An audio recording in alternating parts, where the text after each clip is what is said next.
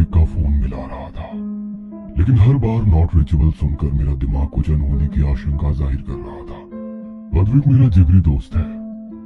हम दोनों ने साथ साथ इस कंपनी में एज ए इंजीनियर ज्वाइन किया था। आजकल वो इंडिया पाकिस्तान बॉर्डर के पास पहाड़ी इलाके में एक टनल पर काम कर रहा है। उसे यहाँ से गए 2 महीने हो गए हैं और इन 2 महीनों में ऐसा कोई दिन नहीं गया जब उसने मुझसे बात ना की हो। कुछ दिन पहले यार रोहित, जब यहाँ पहाड़ों में प्रोजेक्ट मिला था तो मैं मनी मन बहुत अपसेट था। लग रहा था इस छोटे से पहाड़ी गांव में पता नहीं कैसे मैनेज करूंगा। यहाँ आकर पता चला कितना सुकून, कितना ठहराव है यहाँ की जिंदगी में। अब तो मुझे यहाँ की जिंदगी से प्यार हो गया है। भाई तेरे लक्षण कुछ सही नहीं लग रहा है, बता क्या बात है। रोहित यार, गांव से साइड पर जाते हुए बीच में एक घना जंगल पड़ता है। इसी जंगल के ठीक बाद एक छोटा सा झोपड़ी नुमा मकान है। मैंने एक सुंदर सी लड़की को अक्सर इस मकान की खिड़की पर बैठे हुए देखा है। उसकी नीली गहरी आंखों में कुछ है यार, उसका ख्याल जाता ही नहीं है मेरे मन से। मैं चाहे जहां रहूं ऐसा लगता है उसकी आंखें मेरे साथ ही है। कई बार तो मुझे लगता है कि वो मेरे साथ ही है, जैसे कहीं आसपास छिपकर मुझे देख रही हो। अबे बस कर भाई, तू तो शायर हो गया। इतना गहरा प्रेम कि तुझे पत्थरों में भी लड़की दिखाई दे रही है। अद्विक उस लंबे बाल और नीली आंखों वाली लड़की की खूबसूरती पर मोहित हो गया था। एक दिन उसके घर के सामने से गुजरते समय लड़की ने अद्विक को आवाज लगाकर अपने पास बुलाया। बाबूजी, बाबूजी। हेलो, मेरा नाम अद्विक है। तुम्हारा नाम क्या है? मेरा नाम रूपल है। मेरा इस दुनिया में कोई नहीं है, बस यहाँ बैठकर राह देखती रहती हूँ। शायद कभी कोई आए जिसे मैं अपना कह सकूं। अच्छा, एक बात पूछ सकता हूँ? तुम रोज मुझे यहाँ बैठकर देखती हो, क्या तुम मुझे पसंद करती हो? आप तो मुझे एक नजर में ही भाग गए थे, लेकिन मेरे जैसी गांव की अनाथ लड़की को आप क्यों पसंद करोगे? तुम मुझे बहुत पसंद हो। मैं तो कभी सपने में भी नहीं सोच सकता कि तुम्हारी जैसी परी जितनी सुंदर लड़की मुझसे प्यार करेगी। अद्विक और रूपल रोज ढेरों बातें करते और फिर अद्विक रात को मुझे रूपल के बारे में बताता। ऐसे ही दिन बीतते जा रहे थे। अरे भाई, थक गया तेरी रूपल की तारीफ सुनते हुए। एक फोटो ही भेज दे उसकी, मैं भी तो देखूं तेरी परी को। अरे यार, वो बहुत शर्मीली है, फोटो खींचने ही नहीं देती है। उसे ये सब पसंद नहीं है। अच्छा सुन, कल मैं शादी कर रहा हूँ। 15 दिनों में प्रोजेक्ट का काम भी खत्म हो रहा है। फिर मुंबई में जोरदार पार्टी करेंगे। भाई, ये लड़की मिल गई तो दोस्त को भूल गया। अकेले अकेले कौन शादी करता है यार। तू कहे तो मैं पहुंच जाता हूँ कल। नहीं यार, एक्चुअली वो रूपल है ना, वो चाहती है कि हमारी शादी ऐसे ही हो, एकदम सादगी से। अद्विक ने वादा किया था कि शादी के बाद वो रोहित को वीडियो कॉल करेगा और रूपल से भी मिलवाएगा। पूरा दिन बीत गया था, लेकिन अद्विक का कोई फोन नहीं आया था। रोहित को लगा कि शायद नई नई शादी है, रूपल के साथ बिजी होगा। लेकिन इसी तरह एक के बाद एक दिन बीत गए। ना तो अद्विक का कोई फोन आया, ना ही रोहित के किए हुए किसी भी फोन का अद्विक ने कोई जवाब दिया। 3 दिनों के बाद ऑफिस में इंफॉर्मेशन आई कि अद्विक लापता है। ये खबर सुनते ही रोहित के पांव के नीचे से जमीन ही निकल गई थी। जो लड़का अपने नए जीवन की शुरुआत करने के लिए इतना उत्साहित था, अचानक कैसे और कहां गायब हो गया। अगले ही दिन अपने 2 दोस्तों को साथ लेकर रोहित उस गांव में अद्विक को ढूंढने के लिए पहुंच गया था। जिस समय रोहित गांव पहुंचा, दिन ढलने को था। चारों ओर घना कोहरा दिखाई पड़ रहा था। अद्विक ने बताया था कि साइड से गांव जाते समय जंगल के किनारे ही उस लड़की का घर था। इसलिए रोहित सबसे पहले रूपल से मिलने के लिए जंगल की ओर बढ़ गया। जैसे जैसे वो तीनों जंगल में आगे बढ़ रहे थे, न जाने क्यों बढ़ते अंधेरे के साथ एक अजीब सा खौफ उनके मन में फैलता जा रहा था। दिन ढलने के बाद गांव का कोई भी आदमी उस जंगल में दिखाई नहीं पड़ रहा था। रोहित, कैसी डरावनी जगह है भाई ये। ना आदम ना परिंदा, दूर दूर तक बस बर्फ और कोहरा दिखाई दे रहा है। हाँ, जिस लड़की और घर के बारे में तू बता रहा था, उसका तो यहाँ नामो निशान भी नहीं है। तो खुद सोच, ऐसे सुनसान जंगल में कौन लड़की अकेली रहेगी। वही तो मैं भी सोच रहा हूँ यार। आखिर 3 दिनों में वो लड़की कहाँ गायब हो गई। और हमारा अद्विक भी। वे बातें करते हुए आगे बढ़ रहे थे कि तभी नीलेश ने टॉर्च की रोशनी में किसी लड़की को भागकर पेड़ के पीछे छिपते हुए देख लिया। वहाँ कोई है भाई। पायल की आवाज तो मैंने भी सुनी है, लेकिन इतनी रात गए सुनसान जंगल में लड़की कैसे आ गई? भाई, कोई चुड़ैल तो नहीं है? तू बकवास बंद कर। तीनों लड़की के पास पहुंच जाते हैं।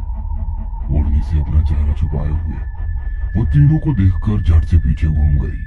कौन हो तुम? यहाँ क्या कर रही हो? वो मेरी बकरी जंगल में गुम हो गई है, उसी को ढूंढने आई थी। आप लोग कौन हैं? अच्छा, इसी गांव में एक इंजीनियर रहने आया था, उसे जानती हो? हाँ, वो तो बड़े ही भले आदमी है। अच्छा, उसकी एक लड़की के साथ दोस्ती थी। तुम जानती हो वो लड़की कौन थी? यही जंगल के पास उसका घर है। क्या कहा? जंगल में लड़की का घर? जंगल में लड़कियां नहीं, चुड़ैल रहती हैं। उनकी किसी के साथ दोस्ती नहीं थी।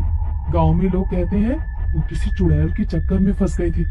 कई लोगों ने उन्हें समझाया, लेकिन वो किसी की सुनते ही नहीं थे। अकेले में बड़बड़ाते रहते थे, रात को जंगल में भटका करते थे। क्या बात कर रही हो?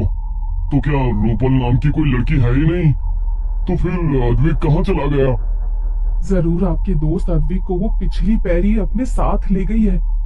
अब बस एक ही उपाय है, आप लोग मेरे साथ चलिए। हमारे पहाड़ों में ऐसा पहले भी हुआ है। सुंदर नौजवान लड़के उनका सबसे पसंदीदा शिकार होते हैं। अब तो बस बिरजू बाबा ही उस पिछली पैरी से आपके दोस्त की रक्षा कर सकते हैं। हाँ, अगर ऐसा है तो हमें बिल्कुल भी देर नहीं करनी चाहिए। कहीं ऐसा ना हो कि हम अद्विक से हाथ धो बैठे। हमें उन बाबा के पास ले चलो। नहीं नहीं बाबूजी, रात गहरी है। ऐसे में अगर किसी ने मुझे आपके साथ देख लिया तो बहुत बदनामी होगी। मैं कल सुबह आपको लेकर चलती हूँ।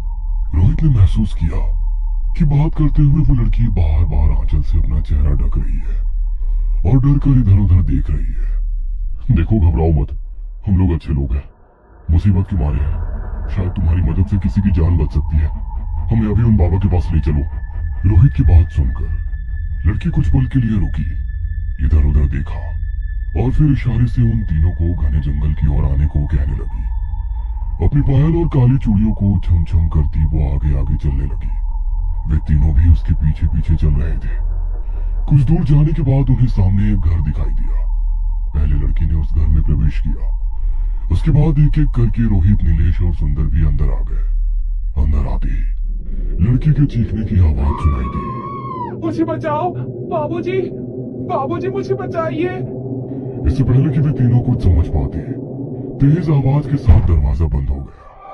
गहरी काली रात में सुनसान जंगल के बीचों बीच बने इस घर में उनकी सांसों के अलावा कोई आवाज सुनाई नहीं दे रही थी। बाहर से भेड़ियों और सियारों के रोने की आवाज सुनकर उनकी आत्मा भय से कांप रही थी। रोहित ने टॉर्च से कमरे में रोशनी की और वे धीरे धीरे उस घर में आगे बढ़ने लगे। ये देखो, ये अद्विक का मोबाइल है ना? इसका मतलब अद्विक यहाँ आया था, लेकिन वो लड़की कहाँ गई? वे तीनों सोच ही रहे थे कि अचानक सुंदर की नजर जमीन पर बेहोश पड़े अद्विक पर पड़ी। ये रहा अद्विक, यहाँ तो हर तरफ खून फैला हुआ है। ओ गॉड, इसे हुआ क्या? अंदर से किसी के गुनगुनाने की आवाज आ रही है। ऐसा लग रहा है कोई मंत्र पढ़ रहा हो। टॉर्च ऑन करके तीनों अंदर के कमरे में पहुंचते हैं। वहां फर्श पर खून से पैरों के उल्टे निशान बने हुए थे और सामने एक भयानक शक्ल वाली चुड़ैल बैठी कोई मंत्र पढ़ रही थी।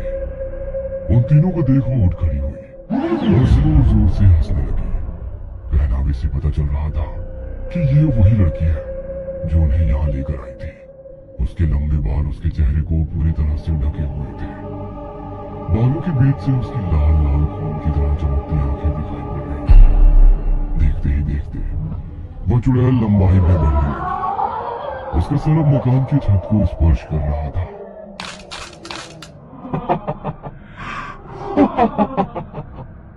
कभी उल्टे पैर देखे हैं? मरने से पहले देख लो कि कैसे होती है पिछली पैर। बड़े बेवकूफ होते हो तुम शहर वाले। जरा सी सुंदर लड़की देखी नहीं कि आ गए उसके बहकावे में। आज अमावस्या की रात है, तुम चारों की बलि देकर तुम्हारा खून पीऊंगी मैं। तुम्हें क्या लगता है तुम मुझे यहाँ लेकर आई हो? मैं तो तुम्हें देखकर ही समझ गया था कि तुम ही हो जवान लड़कों का शिकार करने वाली पिछल पैरी। फिर भी अपने शक को पुख्ता करने के लिए मैंने तुम्हारे साथ चलते समय पीछे मुड़कर तुम्हारे पैरों के निशान देखे जो उल्टे थे। अब तो मुझे पक्का यकीन हो गया था कि तुम एक चुड़ैल हो। अद्विक के गायब होने के बाद मैं लगातार उसका फोन मिलाता रहा, लेकिन उसने फोन नहीं उठाया। फिर मैंने अपने प्रोजेक्ट हेड को फोन करके सारी बातें विस्तार से बताई। उन्होंने गांव में पूछताछ कराई तो पता चला यहाँ रूपल नाम की कोई लड़की है ही नहीं। और अद्विक को अक्सर अकेले में कई लोगों ने हंसते बातें करते भी देखा था। जिस मकान की अद्विक बात करता था असल में वहां कुछ था ही नहीं, वो तो तुम्हारा रचा हुआ भ्रम जाल था। गांव के लोगों ने उसे समझाया भी, लेकिन वो तुम्हारे सम्मोहन में था। उसे रूपल के अलावा कुछ दिखाई नहीं दे रहा था। गांव के लोगों ने बताया कि यहाँ सैकड़ों सालों से पिछल पैरी घूम रही है, जो ऐसे ही नौजवानों का अमावस्या को शिकार करती है। पिछल पैरी रोहित की बात सुनकर बहुत गुस्से में आ गई थी। गुस्से में वो जोर जोर से चीखने लगी और अपनी 3 फीट लंबी जीप को हवा में लहराने लगी। देखते ही देखते कमरे में एक सी शक्ल सूरत को 4-5 चुड़ैल दिखाई देने लगी। बिजली की तेजी से वो रोहित के शरीर के अंदर बाहर निकल गए। अचानक ही पिछल पैरी सुंदर को घसीटकर दूसरे कमरे में ले जाने लगती है और बाकी की चुड़ैलें वहां खड़े होकर जोर जोर से हंसने लगती हैं। ये सब भ्रम है। असली चुड़ैल सुंदर को अंदर ले गई है। बाबा ने बताया था खून पीते समय ही त्रिशूल घोंपने से उसका अंत हो सकता है। रोहित दौड़ते हुए आंगन वाले कमरे में लगा। वहां पर पिछल पैरी अपने पहने नाखूनों से उसकी गर्दन को चीर चुकी थी और अपने दांत गड़ाकर उसका खून पी रही थी। रोहित ने आओ दिखाना था। बजरंग बली का नाम लेकर वो त्रिशूल उसकी कमर में घोंप दिया। एक तेज चीख के साथ पिछल पैरी के साथ साथ उसके सारे लोग जलकर भस्म हो गए। रोहित और नीलेश ने सहारा देकर सुंदर और अद्विक को उस घर से बाहर निकाला। अद्विक की हालत बहुत खराब थी। थोड़े इलाज के बाद सुंदर और अद्विक सामान्य हो गए। कहते हैं कि अद्विक को आज भी कई बार रात को अपने घर के